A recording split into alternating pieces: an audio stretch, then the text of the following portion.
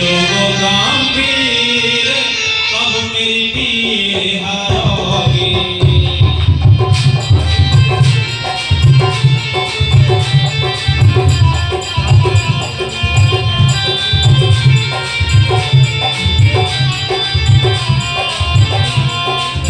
कब मेरी पीर हरोगे, हाँ कब मेरी दवा करोगे। मन मेरे रोग गंभीर, कब मेरी पीर हरोगे।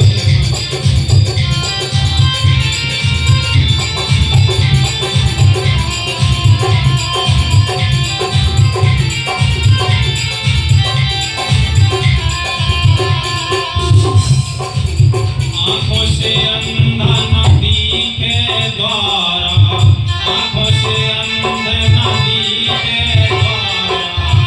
लूला लंगड़ा फिरता हमारा, लूला लंगड़ा फिरता हमारा। कानों से बहरा धुन न आवे, कानों से बहरा धुन न आवे। कब मेरी पीर हरोगे। मन मेरे रोग गंभीर, कब मेरी दवा करोगे। मन मेरे कब मेरी पीर हरोगे, हाँ कब मेरी दवा करोगे। मन मेरे रोग गंभीर, कब मेरी पीर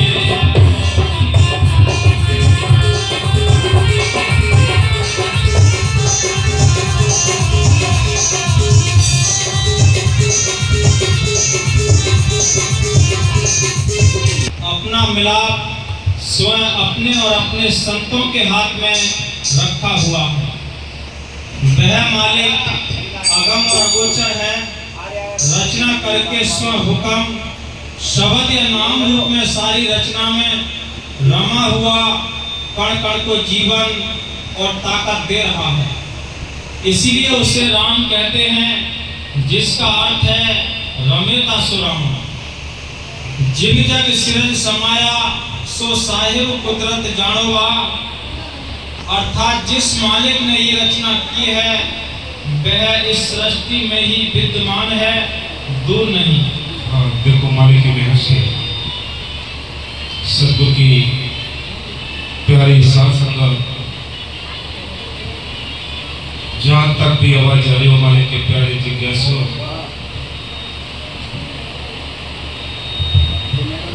ये दुनिया एक सराय है और यहाँ आना और जाना लगा है। संतों ने लिखा है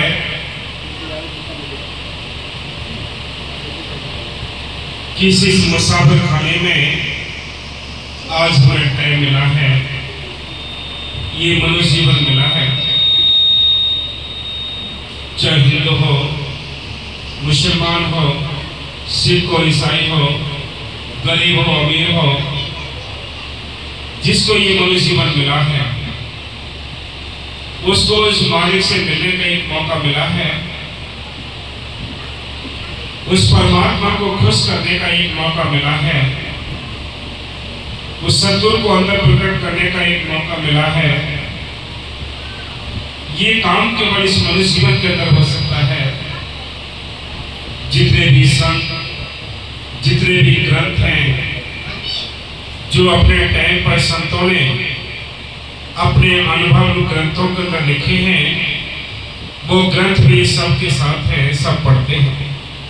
उनके अंदर भी नाम की और संतों की महिमा लिखी है। संत कहते हैं कि जो मौके की सरकार होती है उसका हुक्म काम करता है। मौके के मास्टर होता है, उसके मौके की शिक्षा काम करती है। मौके के डॉक्टर होता है, मौके की उसकी दवाई काम करती है। इसी प्रकार इस आत्मा को इस काल के देश से निकालने के लिए मौके के संतों की आवश्यकता होती है। मौके के संत जो आते हैं, मौके का उनका अपना कमाया हुआ नाम होता है, मालिक का पूरा अधिकार लेकर आते हैं, तब वो वो ये नाम की दौलत, वो कलमा बांटने के लिए संसार के अंदर आते हैं। ये एक मुसाफिर खाना है और ये पिंजरा है 84 जेल का। इसमें हम सब कैद हैं। यहाँ हम रोज बढ़ते हैं, रोज जीते हैं। जो आंखों से हम दिखाई दे रहे, सारी दुनिया हमें दिखाई देती है। इनका सिलसिला यही रहता है कि रोज मरना, रोज जीना। इसको सब कहते हैं आवागमन के चक्कर में हम सब फंस पड़े हैं। इससे निकालने के लिए संत आते हैं। वो कहते हैं अपने घर चलो, ये तुम्हारा देश नहीं, तुम्हारा देश सतलोक सचखंड नामी है। जिस देश से तुम आने से वादा करके आए हो, इस काल के देश में फंसे पड़े हो। तुम अपने घर वापस जाना चाहिए था, तुम्हें अपने घर जाना चाहिए था, अपनी भाषाई को संभालना चाहिए था। लेकिन हम सब ऐसे यहाँ भूले पड़े हैं, हम सब बेहोश में पड़े हैं। हमारी मत मार रखी है, हमें ये नहीं पता है कि मालिक कहाँ है, कैसे जाना है। सब कहते हैं चलो अपने घर चलो, ये तुम्हारा देश नहीं। चल हंसा सतलोक हमारे, छोड़ो ये संसार हो। ये संसार काल है, राजा कर्म को जाल पसारा हो। इस 84 के जेल खाने में यहाँ हम क्यों रुके हुए हैं? क्योंकि यहाँ कर्मों का जाल पड़ा है। जितने हम कर्म करते हैं उतने ही ऋणी बन जाते हैं इस काल के, इस धर्मराज के। जब तक एक एक कर्म बाकी रहता है, हम इस जेल से निकल नहीं सकते। कर्म हल्का करने के लिए सारी दुनिया पूजा पाठ करती है, जब तक करती है, तीरथ पर्व करती है, कितने कर्म कांड करते हैं। किस वास्ते? कि भाई किसी न किसी तरीके से हमारे कर्म हल्के हो जाएं, हम अपने घर पहुंच जाएं। ये काम करने पड़ते हैं। लेकिन ये काम कितने ही हम कर्म कांड कर लें, कितने बाहर के पूजा पाठ जब तक कर लें, जब तक मौके का संत नहीं मिलेगा, मौके का नाम नहीं मिलेगा, उसका हम अभ्यास नहीं करते, तब तक अंदर का भेद नहीं मिलता, ना हमारे कर्म हल्के होते हैं। हाँ जी,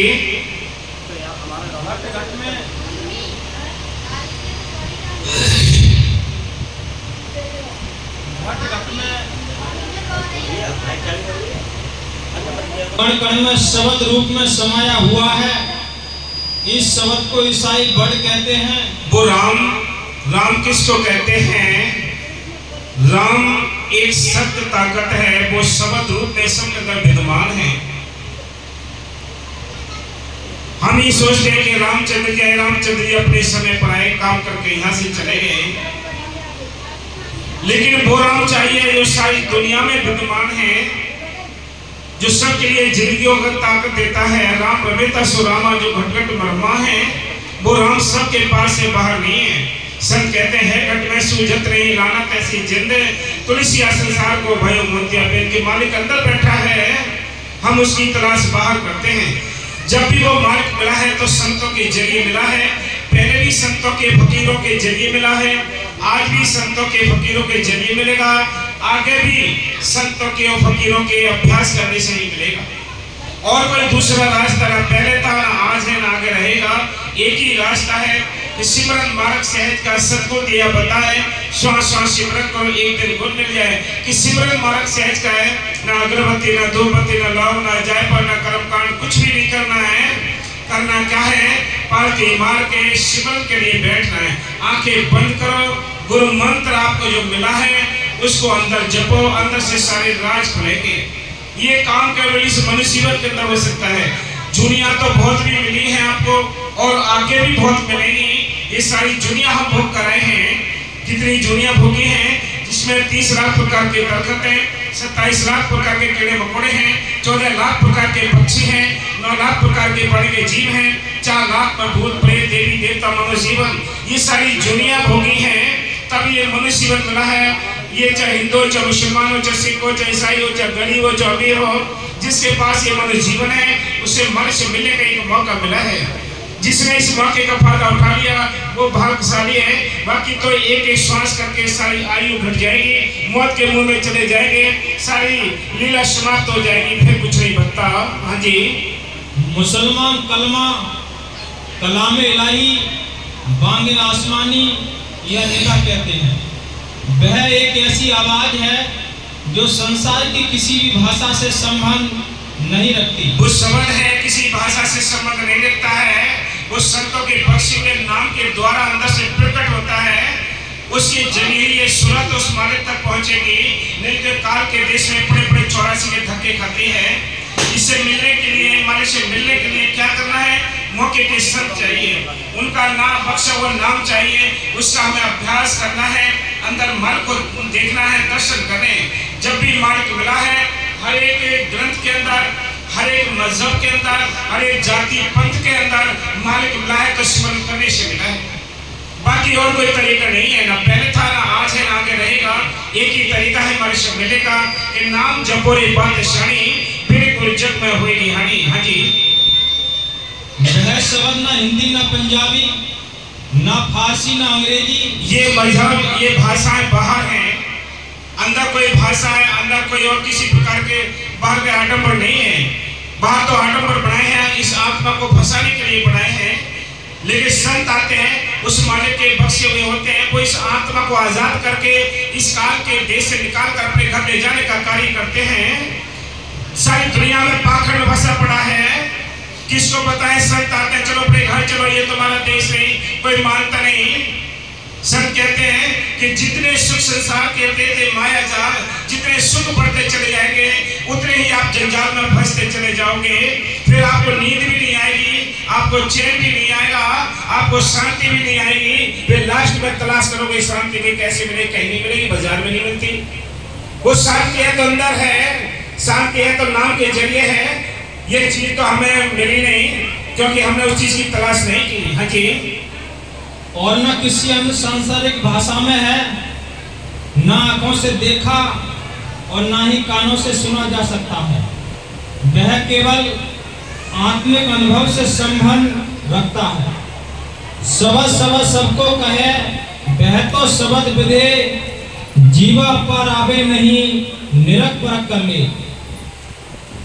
मौलवी रूम साहिब फरमाते हैं कि तुर्किस्तान व करत फारस गोवा और अरब के लोगों ने शाहबाज यह शब्द को बिना कानों और बिना होठों के जाना है।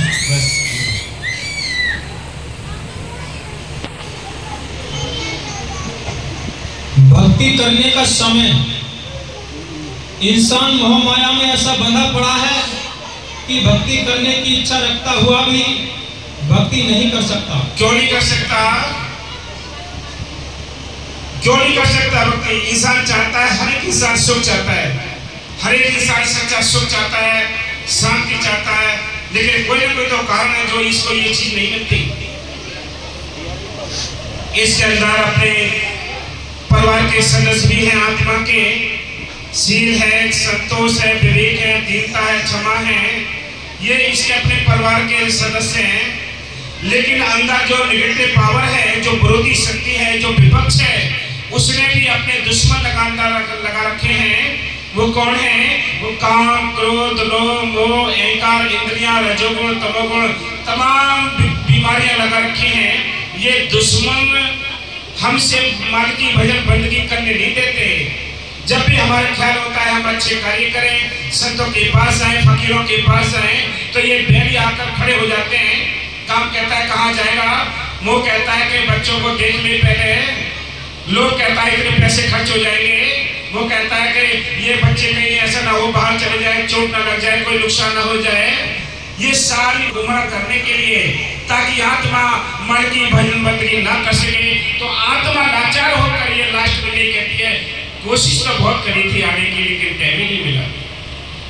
बड़े इंतजाम किए, लेकिन उसी दिन काम आया। क्यों काम आया? आपको रुकावट करने के लिए बैरी तुम्हारे पीछे पड़े हैं, ये भजन नहीं करने देते। एक छोटी सी नींद है, उसने भी चैलेंज कर रखा है कि मैं किसी को परमात्मा देखने नहीं दूंगी अंदर। ये दुश्मनों से कैसे हम मुकाबला करें? लेकिन जब तक मुकाबला नहीं होगा, जब तक आपका आत्मबल नहीं बढ़ेगा। आत्मबल जब बढ़ जाएगा तो धीरे धीरे इन दुश्मनों से लड़ने के लायक आत्मा बन जाएगी। नहीं तो ये ऐसे ही कमजोर बनकर यहाँ से विदा हो जाएगी, कुछ भी नहीं मिलेगा, 84 धक्के खाने पड़ेंगे। इसलिए संत कहते हैं ये आत्मबल कैसे बढ़ेगा? जब बाहर का रोग हो जाता है, शरीर का रोग हो जाता है। जैसे अभी आपने शब्द में सुना कि मन मेरे रोग गंभीर है, तुम कैसे दवा करोगे? मेरे अंदर जुगों जुग से ये यानी पुराने हो चुके हैं रोग, बड़े बड़े गंभीर रोग लगे पड़े हैं। मालिक मैं कैसे तेरे दीदार करूं, कैसे तेरे दर्शन करूं। इसलिए संत कहते हैं ये रोग पुराने हैं लेकिन इसके लिए दवा चाहिए। दवा कौन सी? इस शरीर को दवा डॉक्टर से लाते हैं। आत्मा के रोगों की जो दवा है वो हकीमों से नहीं मिलती बाहर के, वो रूहानी हकीम होते हैं। उनसे ये आत्म बल के लिए बढ़ाने के लिए नाम की बूटी मिलती है। वो नाम की बूटी आत्मा पिएगी, यूज करेगी, आत्म बल बढ़ जाएगा, दुश्मन से लड़ने के लायक बन जाएगी। हाँ जी। श्री गुरु तेग बहादुर साहब जी फरमाते हैं कि मनुष्य सारी उम्र दुनियावी उलझनों को हल करने में अर्थात स्त्री, बाल बच्चों, यारों, दोस्तों के कामों में या दुनिया और इसके सामानों, जमीनों, जायदादों के इकट्ठी करने में गुजार जाता है। ये यहाँ फंसा पड़ा है, कैसे निकाले इसको? सब कहते हैं ये सारा कुछ दिखाई देने वाला जो पसारा है ये नाश वाले हैं, लेकिन तुम्हारा अपना काम है मालिक की भजन बंदगी करना, ये राम नाम की दौलत इकट्ठी करना। ये काम करना था, ये काम नहीं किया। पराई पल्लेदारी करते थे, अपने पल्ले कुछ नहीं रहा। पराई पल्लेदारी में सारा टाइम गुजार दिया, अपने पल्ले कुछ नहीं रहा। जब जाएंगे तो रोते ही हो जाएंगे, क्या तुम्हारे साथ जाएगा? ये बाहर की धन दौलत में अगर शांति होती तो राजा महाराजाओं ने अपनी बादशाही को छोड़कर संतों की तलाश करके उनसे नाम लेकर नाम का अभ्यास किया, उनकी सोबत में रहेगी, उन्होंने उस शांति को प्राप्त किया है। हाँ जी। ये सब के समय साथ नहीं देती। ये बाहर की धन दौलत, कुटुंब, कबीला, बेटी बेटा, ये मरते टाइम भी साथ नहीं देंगे और ये पहले भी तुम्हारा साथ छोड़ देंगे। किसकी उम्मीद करते हो? किस पे धीर बताए बैठे हो? किस पे उम्मीद लगाए बैठे हो? एक एक चुन चुन के बदला ले लेंगे। आपने भजन बंदगी छोड़ दी है, आपने उस मालिक को याद करना छोड़ दिया है, आपने परमार्थ करना छोड़ दिया है। आप पराये गधे बनकर बोझा लादते रहते हो, अपने लिए कुछ नहीं किया। अपने अगर किया होता, राम नाम की धन दौलत की टिकी होती, ये शांति वाली चीज होती है। हाँ जी। और यहीं रह जाते हैं। कितने युगों के बाद 84 में भटकते भटकते ये मनुष्य का चोला मिलता है। ये मालिक से मिलने का समय है, ये मालिक से मिलने का समय है। जिसने आज और कल करते करते टाइम अपने हाथ से गुजार दिया, तो आगे फिर इस 84 के धक्के में जाना पड़ेंगे, उस गड्ढे में जाना पड़ेगा। हमने कुत्ते, बिल्ली, सुअर, गधा, कीड़े मकोड़े ये सारी जूनियां भोगी हैं, और भोगने के बाद ये 84 लाख जूनियों में एक मौका मिला है मनुष्य जीवन, ये नर्तन मिला है। इसमें बैठकर हम दोनों काम कर सकते हैं, घर गृहस्थी के कामकाज भी कर सकते हैं, मालिक को याद भी कर सकते हैं। ये चांस केवल एक मनुष्य जीवन को मिला है। जूनिया तो अभी मिलेंगी, उन जूनियों में माँ बाप बहन भाई सारी जूनियों में मिलेंगे, लेकिन भजन करने का चांस सारी जूनियों में नहीं मिलता। भजन करने का जो टाइम मिला है केवल एक मनुष्य जीवन के अंदर बैठकर मिला है। अगर इसमें बैठकर भी तुमने लापरवाही की तो आगे कोई ऐसा चांस नहीं होगा जिसमें बैठकर तुम मालिक का राम नाम का स्वागत कर सकोगे। हाँ जी। इसको ऐसे ही बर्बाद करके चला जाता है, ना तो भजन ही करता है और ना ही ऐसे संतों का संग करता है जो नाम के रंग में रंगे होते हैं और अपनी हौमे की मैलें उतारकर पवित्र और निर्मल होकर तीर्थ रूप बन चुके हैं। सारी दुनिया अहंकार के वशीभूत होकर अपने असल काम को छोड़े पड़ी है, पराये काम करते हैं। इसमें तसल्ली नहीं मिलती, हाय हाय करते हैं। जिनके औलाद नहीं है वो भी रोते हैं, जिनके औलाद है वो भी रोते हैं। सुखी कौन है? फिर सुखी है कौन है? संत कहते हैं इनमें बाहर सुखी नहीं है, इनमें कोई बाहर शांति नहीं है। शांति है तो अंदर है, लेकिन नाम जपने से शांति मिलती है। इसलिए कहते हैं तन धर सुखिया कोई न देखा, जो देखा सो दुखिया हो। उदय असली बात कहें तो सबका किया विवेक हो, कि सारा विवेक करके देख लिया है, कोई भी जीव सुखी नहीं है। कोई तन से दुखी है, कोई मन से दुखी है, कोई निर्धन दुखी है, कोई धनवान दुखी है, सारे ही दुखी है। सुखी कौन है? एक सहजो भाई संत उन्होंने लिखा है, ना सुर विद्या के पड़े ना सुख वाद विवाद, साध सुखी सहजो कहे लगी सुन समाद। जिसका ख्याल मालिक के ऊपर जुड़ा है, जो अपनी घर गृहस्थी के काम काज करता है, जो सुबह शाम मालिक की याद में बैठता है, वो सुखी है, बाकी सारी दुनिया दुखी है। हाँ जी। और निर्मल होकर तीर्थ रूप बन चुके हैं, जिनकी संगत करने से मन पवित्र और शांत होता है और मालिक का प्रेम जागता है। और उसी समय पता चलता है जब काल आकर चोटी से पकड़ लेता है। यही कबीर साहब फरमाते हैं, भजन बिन बाबरे तेने हीरा जन्म गवायो।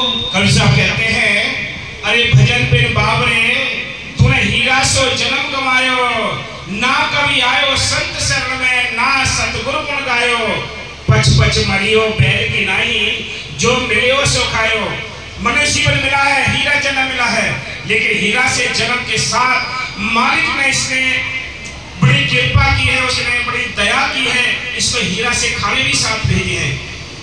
लेकिन इसलिए निवेदे हीरा जन्म पाकर तू अंडे खा, तू मांस खा, तू मछली खा, तू बेकार कर, ये तो नशे कर, इनके लिए नहीं भेजा हीरा जन्म। हीरा जन्म भेजा है, हीरा से चीजें भी तेरे साथ भेजी हैं। इसलिए संत कहते हैं, मैंने मानुष जन्म तुझको हीरा दिया, मैंने मानुष जन्म तुझको हीरा दिया, अगर तू इसको बिरथा कमाए तो मैं क्या करूं? अन्न दूध फल मेवा मिष्टान सब कुछ दिए, अगर तू मांस खाए तो मैं क्या करूं? मालिक ने तो इसके लिए सारा कुछ दिया है, गिफ्ट दिया है ये, लेकिन ये दुश्मन, ये मन बैरी इनको मानता नहीं है। मन ने ठेका लिया है, ये आत्मा को हम इस गड्ढे में 84 के गड्ढे में ले जाकर छोड़ेंगे। ये मन का ठेका है, ये आत्मा को गुमराह करने का। हाँ जी, श्री गुरु अमरदास जी फरमाते हैं कि यदि भक्ति करने के लिए किसी समय की तलाश करे और मोह माया के जाल के कम हो, उसके अनुसार ही भक्ति करने से ईश्वर बरकत पड़ जाती है और दुनियावी धंधे अपने आप आसानी से चलने लगते हैं। बहुत लोगों का ख्याल है कि भक्ति ब्रह्मचारी और गृहस्थी भोगने के बाद ही, अर्थात 50 वर्ष की उम्र के बाद ही होनी चाहिए। मन मेरे रोगों गंभीर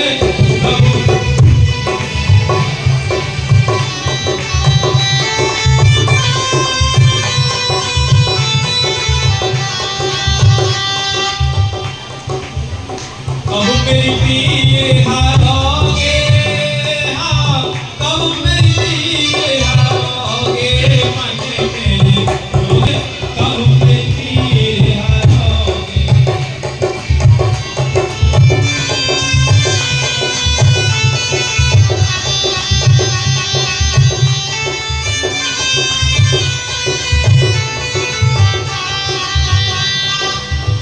आंखों से अंधे नदी के द्वारा, आंखों से अंधे नदी के द्वारा, लूला लंगड़ा फेरता मारा, लूला लंगड़ा फेरता मारा।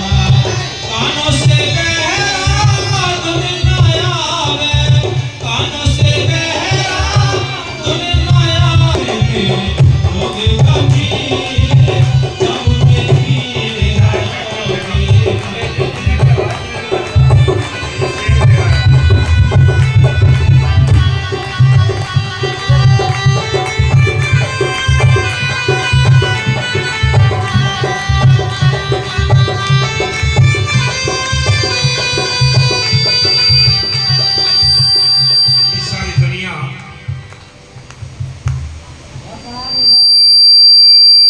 मालिक की तलाश में तो रहती है, लेकिन इसको रास्ते ठीक नहीं मिलते। अगर इसको रास्ते नहीं मिलते, बाहर के कर्म कांड पूजा पाठ है, धर्म के ठेकेदारों ने, अगुवाओं ने इस आत्मा को बाहर ही भटका दिया। संत आते हैं, लानत ऐसी जिंद तुलसी संसार को तो भयो मोतिया बिन के मालिक अंदर है, हम उसकी तलाश बाहर करते हैं। इसलिए संत कहते हैं, ऐ इंसान, जब तक तुम किसी भेदी को नहीं अपने साथ रखते, तब तक वो मालिक का भेद मिल नहीं सकता। इसलिए संत कहते हैं, हम अंधेरे में हैं, हम आंखों से इस संसार को देखते हैं लेकिन मालिक को नहीं देख सकते। संत कहते हैं, आंखों से अंधा, यह आत्मा पुकार करती है। आत्मा कहती है कि मैं आंखों से अंधी हूं, मुझे कुछ नजर नहीं आता। आंखों से अंधे न दिखे द्वारा, लूला लगड़ा फिरता मालिक। ऐ मालिक, तेरे दरबार के लिए ये पैर नहीं आ सकते, तेरे दीदार करने के लिए आंखें नहीं काम कर सकती, तेरी उस अनाथ वाणियों को सुनने के लिए बाहर के काम नहीं करते। ए मालिक, तू कब दया करेगा, कब मुझे अपने शरण में लेगा, तू आप भी दया कर दे।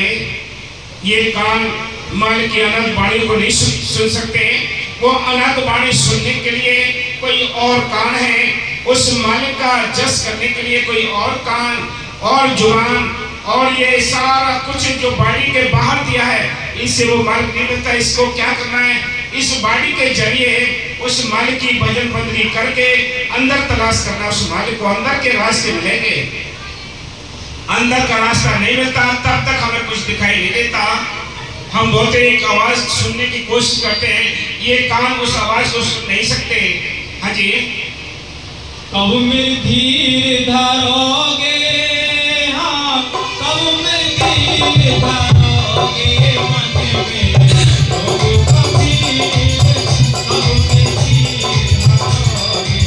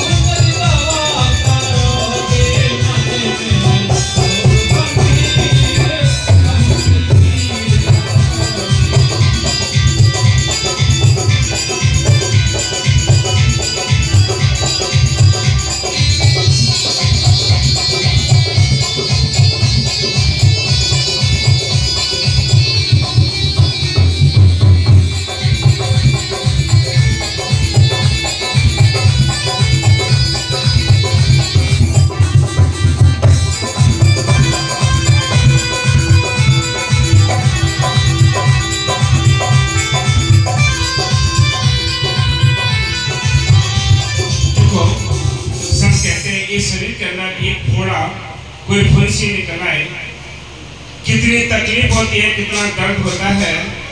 संत कहते हैं आत्मा के ऊपर तो अनेकों फोड़ा फुंसी लगे पड़े हैं, इस आत्मा को भी कैसे चैन पड़ेगा, कैसे शांति आएगी। इस आत्मा के ऊपर ये काम क्रोध लोभ मोह का ये फुंसी फोड़ा है जो इसको चैन नहीं लगने देते।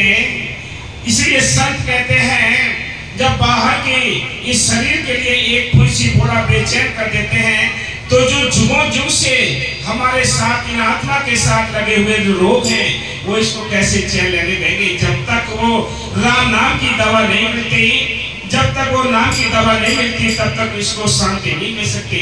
वो दवाई है तो नाम की है, वो दवाई मिलेगी तो संतों के जरिए मिलेगी, और कोई तरीका नहीं है।